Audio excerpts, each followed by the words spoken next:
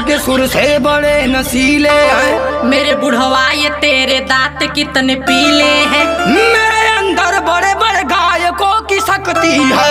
मेरे अंदर कई खलनायकों की भक्ति है। मैं हॉलीवुड में भोजपुरी गाना गाया है। मैंने चाइना के मंदिरों में भजन गाया है। अरे मेरी जान अपने जलवे तो दिखावो ना।